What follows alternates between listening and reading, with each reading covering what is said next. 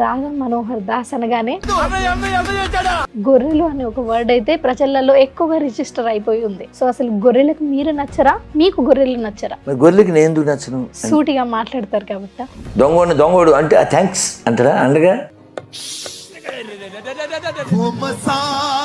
ప్రేమకి గుర్తు అంటే తాజ్ మహల్ చూపిస్తూ ఉంటారు కదా. ప్రేమకి గుర్తు అంటే తాజ్ మహల్ చూపిస్తూ ఉంటారు కదా. ఇంకో జోక్ ఏంటంటే ఆవిడ చచ్చిపోయి వారం గడవకుండానే ఆ అమ్మాయి చెల్లిని పెళ్లి చేసేసుకుంది. 27 దేవాలయాల నుంచి అన్నీ ఎత్తుకొచ్చి ఆ దేవాలయాన్ని కూడగొట్టి దాంతో కట్టారు. ఇలా ప్రేమ వద్దు, ఇలా మాతం వద్దు.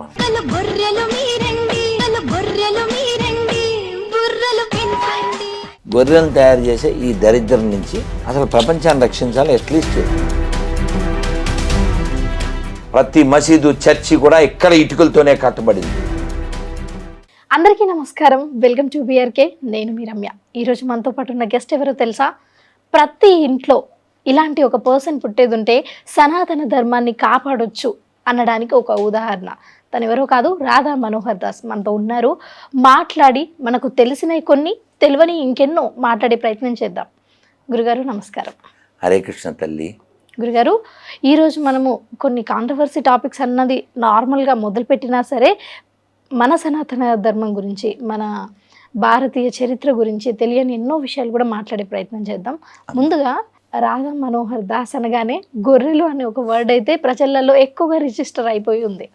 సో అసలు గొర్రెలకు మీరు నచ్చరా, మీకు గొర్రెలు నచ్చరా?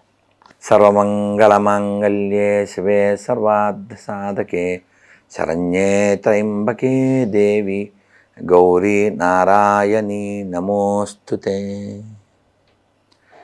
అమలు, నచ్చకపోవడం అనేది ఎప్పుడు జరుగుతుందంటే అసహజంగా ఉన్నప్పుడు నచ్చదు. మనం వీరుడు పుట్టిన భూమి మీద పుట్టాం. పల్నాటి యుద్ధం జరిగిన నేల, బొబ్బిలి యుద్ధం జరిగిన నేల, ఎన్నో పోరాటాలు జరిగిన నేల, స్వతంత్రోద్యమం కోసం లక్షల మంది ఉరికంబాలెక్కిన నేల. ఇక్కడ గొర్రె మెదడు ఉంటే ఎంతవరకు న్యాయం? అందుకని గొర్రెలు నాకు నచ్చరు. మరి గొర్రెలకి నేను ఎందుకు నచ్చను? సూటిగా మాట్లాడతారు కాబట్టి. నేను చెప్తే ఎలాగమ్మా? దొంగోడు అంటే థ్యాంక్స్ అంటారా అండగా? కాబట్టి నీతి లేనటువంటి జాతిని తయారు చేసే ఎదురా దరిద్రం ఎక్కడ ఉందో అది ఈ దరిద్రం. గొర్రెలను తయారు చేసే ఈ దరిద్రం నుంచి అసలు ప్రపంచాన్ని రక్షించాలి. అట్లీస్ట్ మన దేశాన్ని, అట్లీస్ట్ మన రాష్ట్రాన్ని అన్నా కాపాడుకోవాలి. సో ఇది దరిద్రం అని నువ్వు ఎలా అంటావా రాధా మనోహర్ అని నువ్వు అడిగావు అనుకో. ఇక్కడ శాంపిల్ నేను చదువుతాను, నీకు తెలుగు వచ్చు కాబట్టి నువ్వు చదవచ్చు. ఇదేం ప్రమాదకరంగా ఉండదు. ఇది ఎంత ప్రమాదం, వీడు గాడ్డా, వీడు అసలు మనిషి కాదు అని నీకు అర్థమైపోతుంది. ద్వితీయోపదేశకాండం 13:6-11 చదువు. ఆడేమన్నాడు చదువు పైనుంచి ఫస్ట్ పేరా. నీ తల్లి కుమారుడే గాని, నీ సహోదరుడే గాని, నీ కుమారుడే గాని, నీ కుమార్తెయే గాని, నీ కౌగిటి భార్యయే గాని, నీ ప్రాణ స్నేహితుడే గాని, భూమి యొక్క ఈ కొన మొదలుకొని ఈ కొన వరకు నీ కొన వరకు నీకు సమీపంగా ఉండగలిగిన, నీకు దూరముగా ఉండగలిగిన, నీ చుట్టూ నుండి జనములతో దేవతలతో నీవును ప్లీజ్ నీ పితరులను ఎరుగని ఇతర దేవతలకు పూజించని రమ్మని రహస్యంగా నిన్ను ప్రేరేపించిన ఎడల వారి మాటలకు సమ్మతించకూడదు.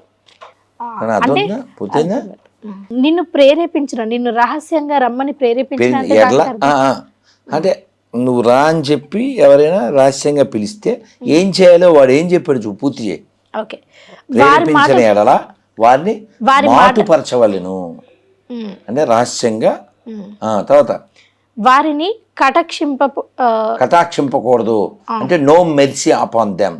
తర్వాత వారి యందు జాలి పడకూడదు, నో కంపాషన్ ఆన్ దెమ్. వారిని మాట పరచకూడదు, డోంట్ సేవ్ దెమ్. అవశ్యముగా వారిని చంపవలెను. ఎవరిని చంపుతారు? ఆడు యెహోవాడు చెప్పిన యెహోవాడు ఎవరిని చంపమన్నాడు? ఎవరైనా నీ కొడుకైనా, నీ కూతురైనా, నీ భార్య అయినా, ఎవరైనా సరే వాడిని కాకుండా ఇంకెవరినైనా ప్రేమిస్తే వేసేయమంటాడు. ఆడు గాడ్డా గొండగాడా నువ్వే చెప్పు, నువ్వు చెప్పు నాన్న. ఒక మనిషి లక్షణం ఏమైనా ఉందా అడిగి? ఇప్పుడు నేను ఉన్నాను నాన్న,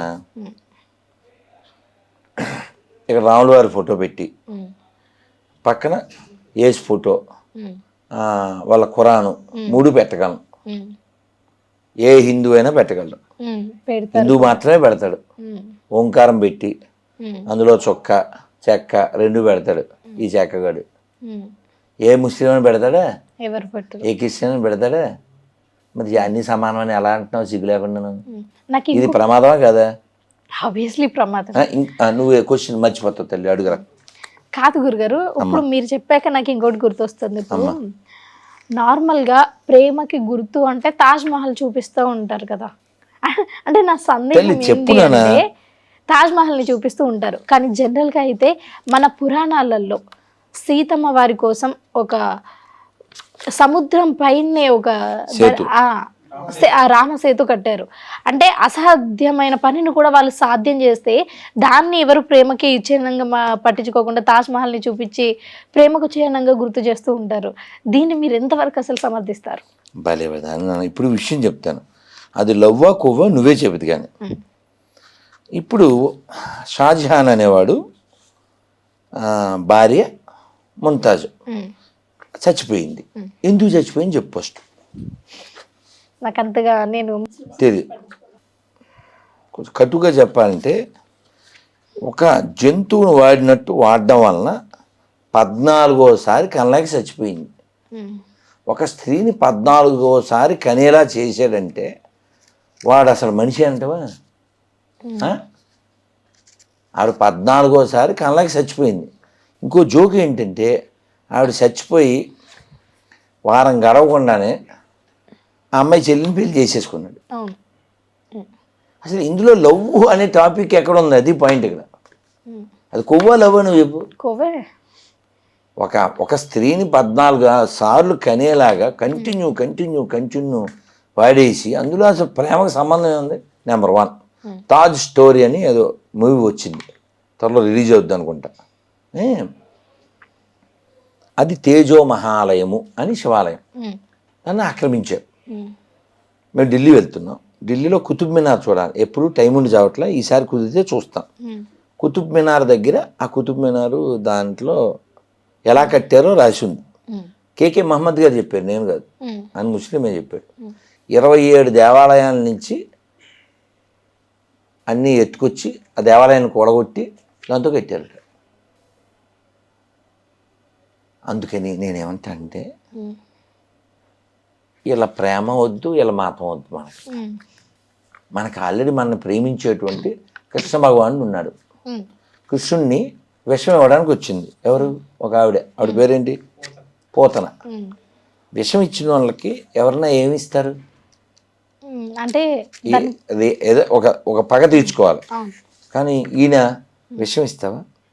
నాకు విషమైనా ఒకటే పాలైనా ఒకటే ఇచ్చి అని పాలు తాగేశాడు, విషం తాగేశాడు, ఆవిడకి మోక్షం ఇచ్చాడు. అది కదమ్మా దయ అంటే. అవునా? ఈడేంటి ఎవరు నేసేయి అంటాడు, ఇడు గడ్డగుండగడు కదా.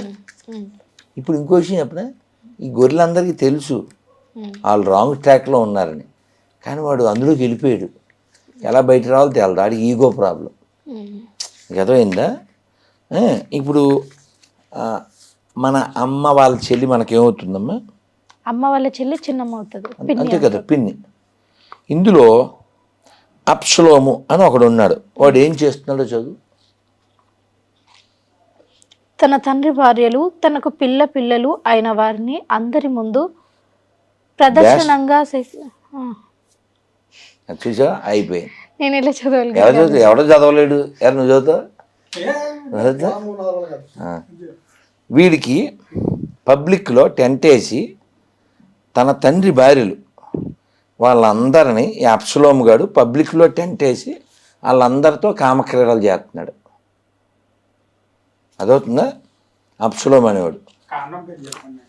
సో ఇక్కడ వీళ్ళకి వావి వరస ఏముండదు. అందుకే మీరు కావాలంటే గమనించండి, ఓ మంచి ఫ్యామిలీ అడగండి, ఎవరన్నా అడుగుదాం కొన్ని మంచి ఫ్యామిలీ. ఇప్పుడు మనకు మంచి ఫ్యామిలీ అన్నాం అనుకో, వెంటనే జగత పితరవు వందే పార్వతీ పరమేశ్వరం మనం చూపిస్తాం, అవునా? అదే గొర్రెలకి మంచి ఫ్యామిలీ ఎక్కడ ఉంటుంది? ఎక్కడుంటుంది? వాళ్ళ బుక్కులో ఓ మంచి అన్నయ్య మంచి అన్నయ్యని చూపించగలరా వాళ్ళు? ఒక మంచి మంచి అన్నయ్యని, ఓ మంచి తమ్ముడిని, మంచి అమ్మని చూపించగలరా? ఇన్ని మాటలు ఎందుకు?